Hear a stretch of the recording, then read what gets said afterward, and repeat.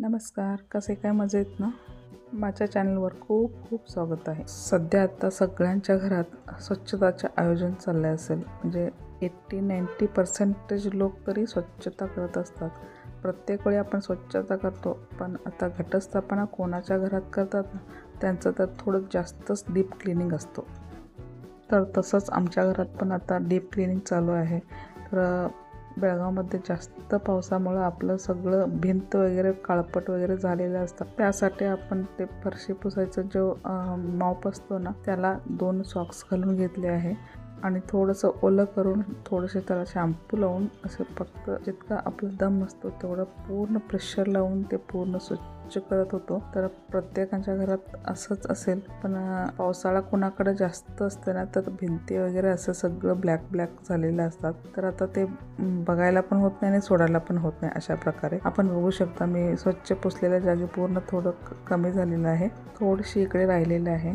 तर ते सगळं पूर्ण काम आवरून घेतलं. तर मी प्लंबरला बोलवले होते, म्हणजे गॅलरीमध्ये जरा एक्स्ट्रा पाईप लावायचं होतं, म्हणजे पाणी इकडेच पडू दे असं. प्रत्येक वेळी भांडी धुताना असो किंवा कपडे धुताना असं वरती जायला लागत होतं. गॅलरीमध्ये चावी बसवून घेतले. तर लोणीचा हा टिप मला म्हणजे फारच उपयोग होत आहे, म्हणून आपल्याबरोबर शेअर करायचं असं वाटलं. तर ह्याच्याबद्दल कोणाला माहीत पण असेल तर कोणाला जास्त विचार पण करत नाही.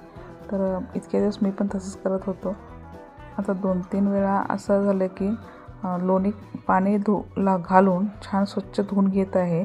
जे काही थोडं त्याच्यामध्ये ताकाचा चाट वगैरे असते ना, ते सगळं निघून जाते आणि आपलं तूप पण लवकरात लवकर तयार होतो. म्हणजे जास्त वेळ लागत नाही. मला कमीत कमी एक अर्धा तासाच्या आतच म्हणजे आपलं लहान ठेवून तूप तयार झाला आणि जास्त खाली काळपट वगैरे होणार पण नाही आणि तुपाचा चव पण ह्याच्यामुळे जास्त छान लागतो. आपल्याला जर असं माहीत नसेल तर एकदा नक्की करून पहा, तर आपल्याला नक्की म्हणजे समजेल की म्हणजे किती ह्याचा उपयोगी आहे. आपला गॅसचा पण फार बचत होतो. तर प्रत्येक वेळी आपण तूप करून घेतो त्यावेळी जास्त गॅस वगैरे लागतो.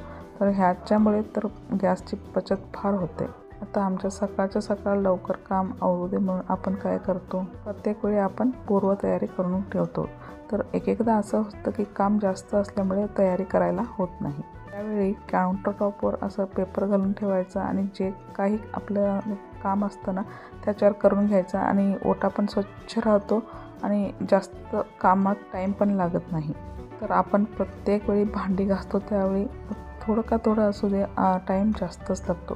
तर कधी आपल्याला असं असतं की काम जास्त असल्यामुळे टाईम कमी असतो. भांडी न घासू की नको घासू असं होतं. तर त्यावेळी काय करायचं, पूर्ण भांडीचं सगळं खरकटा काढून ठेवायचं. लिक्विड डिटर्जंटमध्ये थोडं पाणी जास्त घालायचं आणि अशा प्रकारे सगळं भांड्यावर घातलं की आपलं म्हणजे प्रत्येक वेळी आपण सोप डिटर्जंट वापरतो ना, ते वापरायचं गरज लागत नाही आणि भांडी लवकरात लवकर स्वच्छ होतात.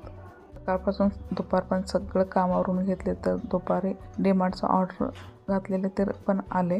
तरी जास्त काम असले की आपल्याला जायला येत नाही, तर त्यावेळी फ्री होम डिलिव्हरी असतो त्याचा फार उपयोग होतो. ह्यांचं पण पहिलं डिलिव्हरी चार्ज घेत होते, तर आता 3000च्या वरती जे काही आपण प्रोडक्ट मागवतो ते फ्री डिलिव्हरी देतात असं त्यांचं मेन्शन झाले आहे. मागवून घेतले तर छान मस्त एका दिवसातच आणून दिले. तर अशा प्रकारे बिस्किट 5 रुपयामध्ये 3 होते. मागवून घेतलेले खूप छान होते आणि मुलगी आणि मी एकदा लवकरात लवकर काढून टेस्ट पण केले. खूप छान टेस्टी होता.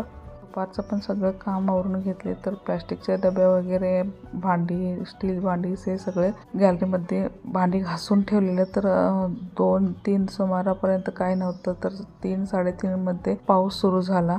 तर आता गॅलरीमध्ये पाणी येत असतं, मग धावपळ करून ते आणि सगळं बाजूला ठेवले. दसऱ्यामध्ये तर इतकं काम वाढले आहे की ज्या दिवशी आपलं घटस्थापना होतो त्याच दिवशी आपलं पूर्ण काम संपणार. आता सगळ्यांच्या घरात हेच माहोल असेल. तर सगळं करून संध्याकाळचं सेल्फ वगैरे पूर्ण क्लीन करून घेतले. सकाळी आणि कामाला लागले, तर सेल्फ वगैरे पुसायचं होतं. थोडं सकाळी करून घेतलेले, तर आता हे संध्याकाळचं थोडंसं जे काय आहे सेल्फ पुसून काढून घेतले आणि रात्रीचं जेवण वगैरे करून घेतले. मग सगळं पूर्ण कट्टा वगैरे स्वच्छ करून झोपले.